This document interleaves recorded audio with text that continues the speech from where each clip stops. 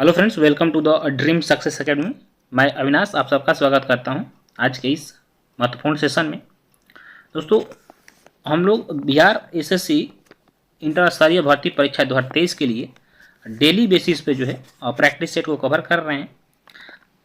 आज के जो सेशन में हम लोग 27 जनवरी 2013 को जो बिहार एसएससी के द्वारा एग्जाम लिया गया था उसके प्रीवियस ईयर क्वेश्चन पेपर को कवर करेंगे। ठीक है, इससे पहले हम लोगों ने सेट 1 यानी कि जो 2011 में एग्जाम कंडक्ट कराया गया था उसके पेपर को कवर कर लिया है। यदि आप लोगों ने उस वीडियो को नहीं देखा होगा तो प्लेलिस्ट में जाइए, वहाँ से उस वीडियो को जरूर वॉच करिए। इससे आपको एक अंदाज़ा लगेगा कि आपको किस सब्जेक्ट को और किस पॉइंट को याद करना है, और आपकी जो एग्ज़ाम में यह काफ़ी हेल्पफुल होगा, क्योंकि आपको एक समझ विकसित होगी आपकी बीएसएससी एग्ज़ाम के जो पैटर्न है उसका। ठीक है, यदि आप मेरे चैनल पे पहली बार हैं तो चैनल को सब्सक्राइब करके बेल आइकन को ऑल पे सेट कर लीजिए, ताकि बीएसएससी से रिलेटेड मैं कोई भी वीडियो बनाऊं तो उसका नोटिफिकेशन आप तक जाए। और आने वाला समय में बिहार दरोगा, बिहार पुलिस की भी सेट में लेकर आऊँगा, तो जो कि आपके एग्जामों के लिए हेल्पफुल होगा। तो चलिए स्टार्ट करते हैं आज का सेट नंबर 2। चलिए दोस्तों, जो पहला क्वेश्चन वो देखते हैं कि उस राज्य का वर्तमान नाम क्या है जहाँ नालंदा नाम का प्राचीन शैक्षिक स्थल था। ठीक है, यह है, ये जो है अपना बिहार है। ठीक है, और आपको बताऊँ बिहार जो है और बंगाल से कब अलग हुआ था, तो यह जो है बिहार जो है बंगाल से 1912 ईस्वी में अलग हुआ था और एक स्वतंत्र प्रांत बना था। चलिए क्वेश्चन नंबर 2 है कि किस लेखक ने जासूसी पात्र पोइरोट की रचना की है। पोइरोट जो है एक जासूसी उपन्यास था जो कि अपने ज़माने में काफ़ी फेमस हुआ करता था। इसके जो लेखक हैं वो क्रिस्टी, तो आपको अगस्ता क्रिस्टी थी। ठीक है, चलिए क्वेश्चन नंबर 3 है कि किस लेखक ने प्रसिद्ध चरित्र जीव्स की रचना की है, तो ये वुड हाउस है। ठीक, चलिए क्वेश्चन नंबर 4 है कि नगर कोझिकोड कहलाता था, यानी कि वर्तमान में अभी कोझिकोड इसका नाम है, तो इसका प्राचीन नाम क्या था कोझिकोड का, तो प्राचीन नाम इसका कालीकट था। तो आपको पता होगा कि 1498 ईस्वी में वास्को डी गामा जो है वो सर्वप्रथम भारत आया था समुद्री मार्ग से और भारत का खोज किया था, तो यह जो है कालीकट के बंदरगाह पे ही उतरा था। चलिए क्वेश्चन नंबर 5 देखेंगे, चीन की संसद क्या कहलाती है, तो देखिए चीन की संसद जो है राष्ट्रीय जन कांग्रेस, इंग्लिश में बोले तो नेशनल पीपुल्स कांग्रेस चीन की संसद का नाम है। कांग्रेस जो है यह आपको यूएसए जो है यानी संयुक्त राज्य अमेरिका का जो संसद है उसको कांग्रेस कहते हैं। डाइट जो है यह जापान के संसद का नाम है, और राष्ट्रीय असेंबली जो यह पाकिस्तान के संसद का नाम है। ठीक, चलिए क्वेश्चन नंबर 6 है कि किस वर्ष प्रथम व्यक्ति अंतरिक्ष में गया था, तो 1961 ईस्वी में आपको मेजर यूरी गैगरिन जो कि रूस के वायु सेना के एक सैन्य अधिकारी थे, वो जो है सर्वप्रथम अंतरिक्ष में गए थे और इन्होंने अंतरिक्ष में 1 घंटा 48 मिनट का समय व्यतीत किया था। ठीक है, नेक्स्ट क्वेश्चन है कि किस राष्ट्र का राष्ट्रीय प्रतीक सिंह यानी शेर नहीं है। देखिए बेल्जियम, नीदरलैंड और नॉर्वे का जो प्रतीक चिन्ह है वो सिंह है, किंतु पाकिस्तान का जो है प्रतीक चिन्ह सिंह नहीं है। ठीक है, क्वेश्चन नंबर 8 है यानी एक मानचित्र में यदि समान दाब वाली रेखाएं हैं उससे हम क्या कहेंगे, तो इसे हम आइसोबार के नाम से जानते हैं। ठीक है, यानी समान दाब वाली रेखाओं को मिलाने वाली रेखा को आइसोबार कहा जाता है। क्वेश्चन नंबर 9 है कि किस दिवस को इक्विनोक्स कहते हैं, यानी कौन सा दिवस जो है इक्विनोक्स कहलाता है। देखिए 21 मार्च को जो है हम इक्विनोक्स डे के रूप में मनाते हैं, क्योंकि देखिए विषुवत रेखा जो है एक ग्लोब हो गया, मान लीजिए विषुवत रेखा है, तो विषुवत रेखा पे जब सूर्य की किरणें लंबवत पड़ती हैं, ठीक है, तो उस दिन को हम विषु के रूप में जानते हैं। जैसे 2 विषु होता है, शरद विषु और बसंत विषु, तो यह 21 मार्च और 22 सितंबर को ऐसा होता है। तो यहाँ ऑप्शन में आपका 21 मार्च है, तो इसलिए हम 21 मार्च सही लगाएंगे। ठीक है, चलिए क्वेश्चन नंबर 10 है कि कौन सा राजनीतिज्ञ विमान दुर्घटना में मारे गए थे, तो यह जो है आपको संजय गांधी थे, जो कि इंदिरा गांधी के पुत्र और मेनका गांधी के पति थे। ये सिर्फ 34 वर्ष के ही उस समय इनकी उम्र थी जब यह एक वायुयान दुर्घटना में मारे गए थे। चलिए क्वेश्चन नंबर अगला है कि किस राजनीतिज्ञ जो है कभी भी दूरसंचार विभाग का कार्यवाहक मंत्री नहीं रहा है, तो यह जो है नारायणन थे। पुलेला गोपीचंद का संबंध किस खेल से है, पुलेला गोपीचंद का जो संबंध है आपको बता दूं यह बैडमिंटन से है, और यह एक पूर्व भारतीय बैडमिंटन खिलाड़ी हैं। क्वेश्चन नंबर 13 है कि बुकर पुरस्कार, देखिए इंपॉर्टेंट क्वेश्चन ये कि विजेता इनमें से कौन रही हैं, ये 4 आपको ऑप्शन दिया है। देखिए अरुंधति राय जो है यह बुकर पुरस्कार के विजेता रही हैं, क्योंकि बुकर पुरस्कार जो है साहित्य के क्षेत्र में जो नोबेल पुरस्कार दिया जाता है, नोबेल पुरस्कार के बाद जो यह सेकेंड जो है सबसे बड़ा पुरस्कार है, जो कि इंग्लिश राइटर को, यानी कि जो इंग्लिश लेखक होते हैं सिर्फ इंग्लिश लेखकों को ही दिया जाता है और ब्रिटेन के सरकार के द्वारा जो है यह पुरस्कार दिया जाता है। और उन्नति राय की जो एक पुस्तक थी स्मॉल ऑफ गॉड थिंग्स, उसके जो है लिए इन्हें सर्वप्रथम बुकर पुरस्कार दिया गया था। क्वेश्चन नंबर 14 है कि भारत रत्न से सम्मानित किया जा चुका है इनमें से किन्हें किन्हें, तो देखिए लता मंगेशकर, सचिन तेंदुलकर, अटल बिहारी वाजपेयी, इन तीनों को जो है भारत रत्न अभी तक मिल चुका है। ठीक है, तो इसमें ऑप्शन आपको उस समय जब कंडक्ट एग्जाम कराया गया था उस समय सिर्फ लता मंगेशकर को मिला था, किंतु अब आपको याद रखना है तीनों व्यक्तियों को मिला है। ठीक है, क्वेश्चन नंबर 15 है कि पंडित नेहरू किस समय तक प्रधानमंत्री थे, तो ये देखिए अपने मृत्यु तक, यानी सन 1964 ईस्वी तक जो है यह भारत के प्रधानमंत्री रहे थे और यह 2 बार चुन के आए थे। भारत का राष्ट्रीय पुष्प कौन सा है, तो देखिए भारत का राष्ट्रीय पुष्प जो है अपना कमल है। क्वेश्चन नंबर 17 है कि भारत के राष्ट्रीय कैलेंडर का पहला मास क्या है, यानी पहला महीना कौन सा है, तो जो भारत का राष्ट्रीय कैलेंडर हो गया है शक संवत पर आधारित है, तो जो पहला महीना होता है वह चैत्र होता है और जो अंतिम महीना होता है वो आपको क्या फाल्गुन होता है। ठीक है, तो क्वेश्चन आपके आता है कभी कभी अंतिम महीना पूछ देता है, कभी कभी प्रथम महीना पूछ देता है, तो आपको दोनों याद रखना है। अगला क्वेश्चन है कि 5 सितंबर किस कारण मनाया जाता है, क्योंकि यह इनका जन्म दिवस है, तो यह जो है सर्वपल्ली राधाकृष्णन, डॉक्टर सर्वपल्ली राधाकृष्णन का जन्म दिवस है जो कि 5 सितंबर को मनाया जाता है और इसे भारत में राष्ट्रीय शिक्षक दिवस के रूप में सेलिब्रेट किया जाता है। क्वेश्चन नंबर 19 है कि राष्ट्रीय गीत किस उपन्यास से लिया गया है, तो देखिए यह जो आनंद मठ से लिया गया और यह किसकी उपन्यास है, तो यह बंकिम चंद्र चटर्जी की उपन्यास है। ठीक है, चलिए क्वेश्चन नंबर 20 है कि किस पुस्तक पर आधारित यूट्यूब वीडियो बहुत लोकप्रिय हुआ था, तो यह जो द लास्ट लेक्चर जो था उस पर आधारित लोकप्रिय वीडियो था। क्वेश्चन नंबर 21 है कि भारत में संघ शासित प्रदेशों की संख्या कितनी है, तो वर्तमान में जो यूटी है यानी केंद्र शासित जो प्रदेश है भारत में वो 8 है। अगला क्वेश्चन है कि मैकमोहन रेखा भारत तथा किस देश के बीच सीमा रेखा है। देखिए ये कल वाला जो वीडियो था यानी 2011 के एग्जाम में ये क्वेश्चन आया था, तो आपको क्या करना है कि जितने भी कंट्री एक दूसरे से सीमा साझा करती है, जो फेमस आपको सीमा रेखा है उसको आपको याद रख लेना है एक बार, क्योंकि एग्जाम में आपके यानी कि सीमा रेखाओं से क्वेश्चन आ रहे हैं। साथ ही साथ आपको बिहार स्पेशल, ठीक है, बिहार स्पेशल के तहत बिहार के जो इंपॉर्टेंट टॉपिक हैं जो कि बिहार से आते हैं, चाहे जियोग्राफिकल हो या पॉलिटिकल हो, आपको दोनों को याद करना है, क्योंकि 5 से 6 नंबर जो है आपको बिहार स्पेशल से भी क्वेश्चन आएंगे। तो आपका इसका आंसर क्या हो जाएगा, चीन हो जाएगा। चलिए क्वेश्चन नंबर 23 है कि सतपुड़ा पर्वत जो है यह ताप्ती तथा किस नदी के बीच में स्थित है, तो जो नर्मदा और ताप्ती के बीच में सतपुड़ा पर्वत श्रृंखला है। क्वेश्चन नंबर 24 है कि माउंट एवरेस्ट की ऊंचाई लगभग कितनी है, तो देखिए इससे माउंट एवरेस्ट की जो ऊंचाई है वो 8,848 मीटर है, किंतु यहाँ पर निकटतम क्या है 850 दिया है, तो लगभग पूछ रहा है, इसलिए आपको ऑप्शन नंबर ए 8,850 मीटर लगा देना है। तालचर कोयले की खानें कहाँ हैं, तो यह जो उड़ीसा में है जो कि कोयले की खान है। यह राज्य यानी किस राज्य जो है नमक का उत्पादन नहीं करता, कौन सा राज्य, तो यह जो है बिहार जो है नमक का उत्पादन नहीं करता, बाकी तमिलनाडु, राजस्थान, गुजरात जो आपको जो तो समुद्र तटीय राज्य हैं वो आपको नमक का उत्पादन करती है।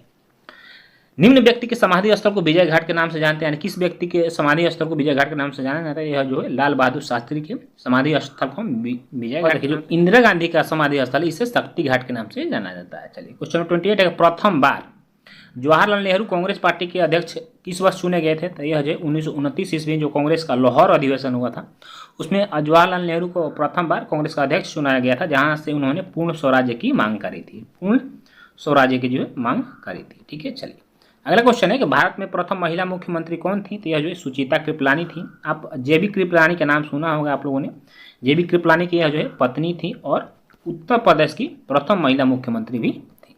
चलिए क्वेश्चन नंबर 30 है कि भारत में पहली बोलती फिल्म कौन थी, तो देखिए भारत की जो पहली बोलती फिल्म है वो आलम आरा है जो कि 1932 ईस्वी में बना था, और भारत का प्रथम मुख्य फिल्म आता है तो यह राजा हरिश्चंद्र जो कि 1913 ईस्वी में बना था। ठीक है, क्वेश्चन नंबर 31 है कि सर्वश्रेष्ठ फीचर फिल्म का राष्ट्रीय पुरस्कार प्राप्त करने वाली पहली फिल्म कौन थी, तो जो पहली फिल्म थी वो आपको श्यामची आई थी, क्या श्यामची आई।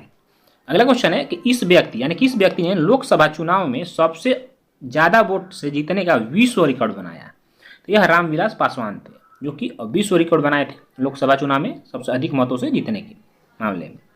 फ्रंटियर गांधी किसे कहा जाता है? तो देखिए, जो बलूचिस्तान प्रांत है जो कि पाकिस्तान में है, वहाँ पे सीमावर्ती जो क्षेत्र थे वहाँ के एक काफ़ी फेमस नेता थे खान अब्दुल गफ्फार खान, जिसे फ्रंटियर गांधी के नाम से जाना जाता है, ठीक है, जिन्होंने भारत की स्वतंत्रता में अपनी महत्वपूर्ण भूमिका निभाई थी। अगला क्वेश्चन है कि वाक्यांश जस्ट डू इट किस कंपनी से संबंधित है, यानी यह जो है किस कंपनी का थीम है? तो यह जो आपको बता दूँ कि नाइका है, जो कि एक फुटवेयर कंपनी है। क्वेश्चन नंबर 35 है कि इनसाइड दर्द निवारकों की एक श्रृंखला में आई जो है किसके लिए आता है, ठीक है।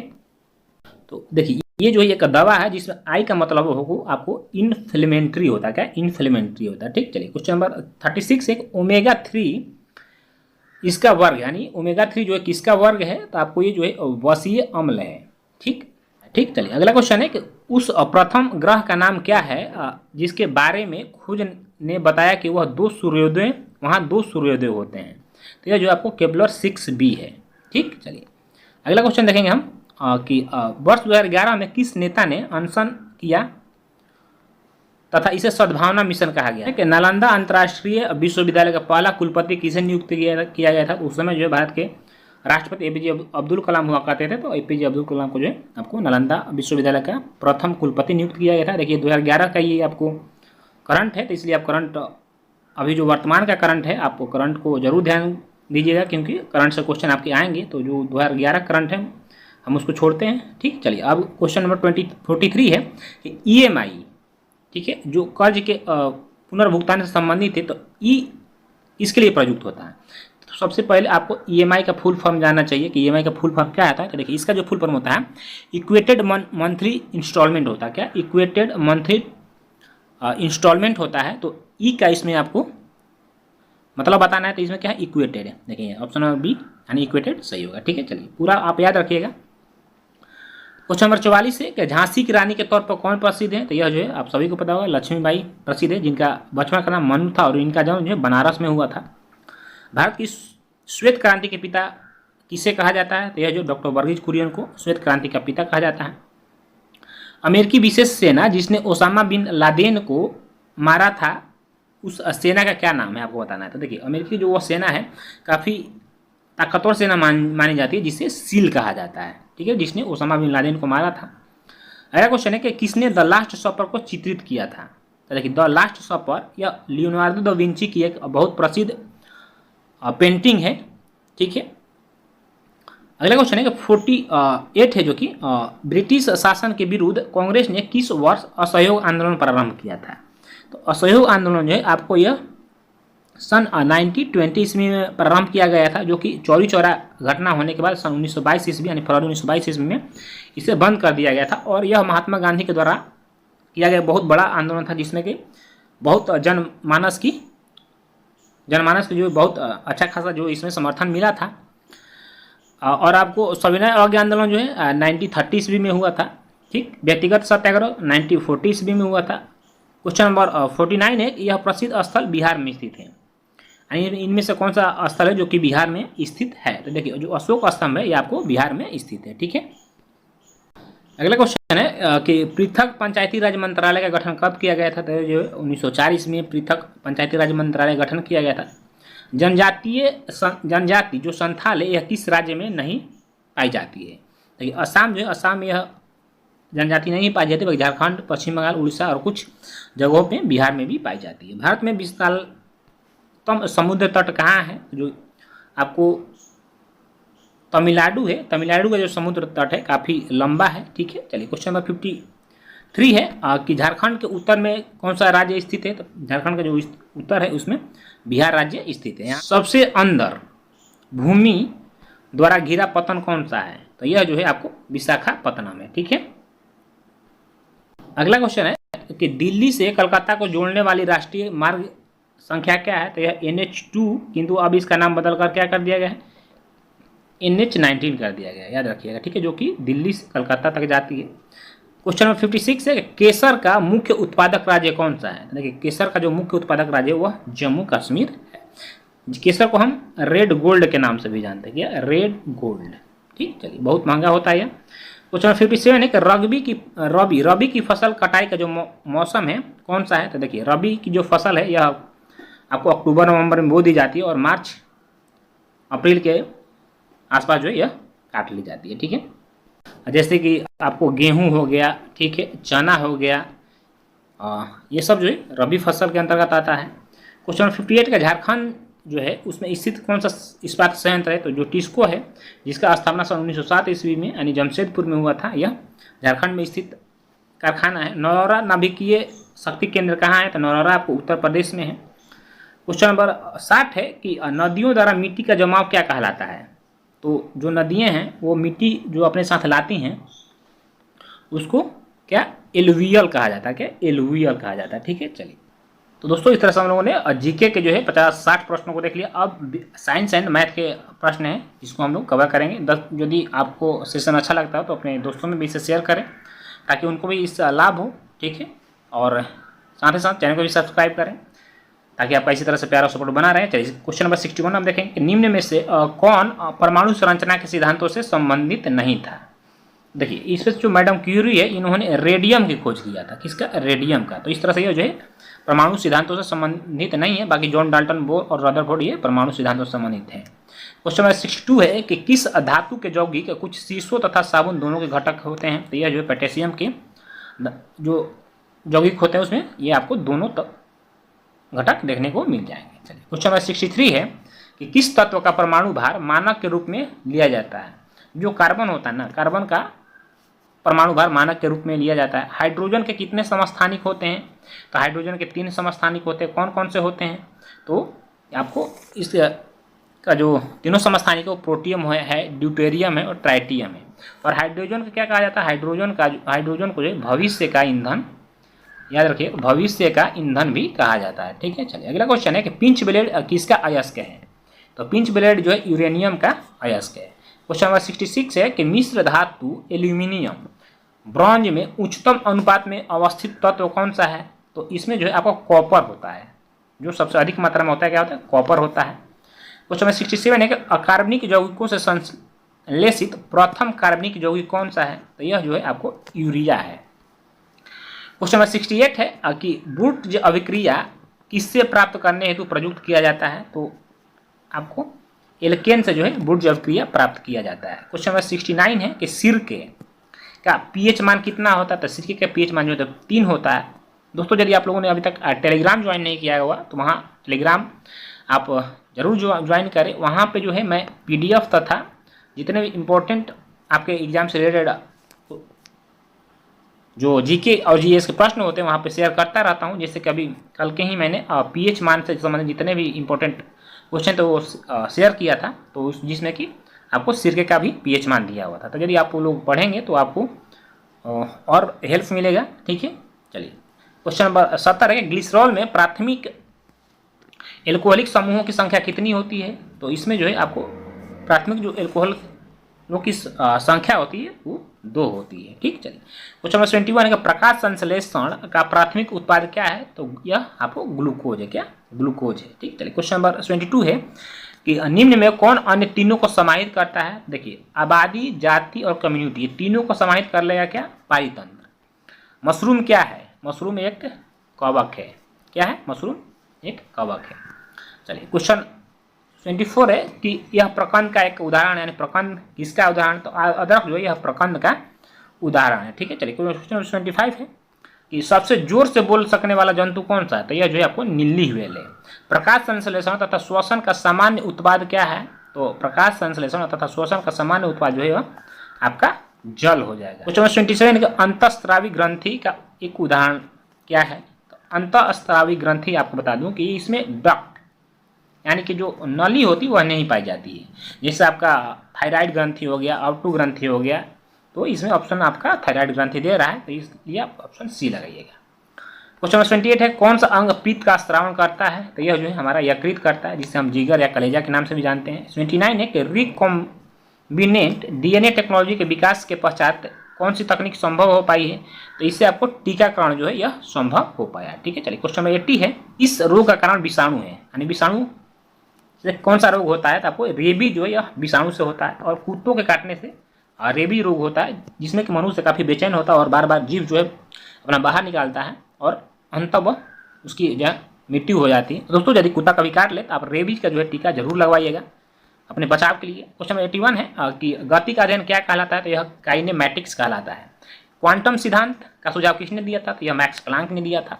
वह यंत्र जो अत्यधिक तापक्रम मापता है, तो इसे हम पायरोमीटर के नाम से जानते हैं। पायरोमीटर से उच्च तापमान मापा जाता है। ठीक है, लक्स किसकी इकाई है, तो दीप्ति की जो है इकाई जो है वह लक्स है।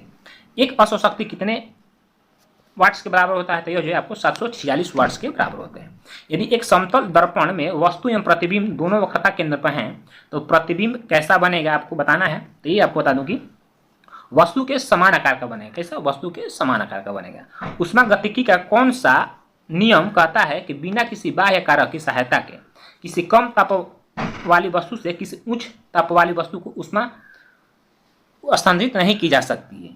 ठीक है, तो यह जो है आपको नियम दूसरा नियम कहता है। ठीक है, चलिए क्वेश्चन नंबर 88 है, एक वायुयान की ध्वनि सामान्यतः किसके बराबर होती है, तो यह जो है आपको 100 डेसिबल के बराबर होती है वायुयान की ध्वनि।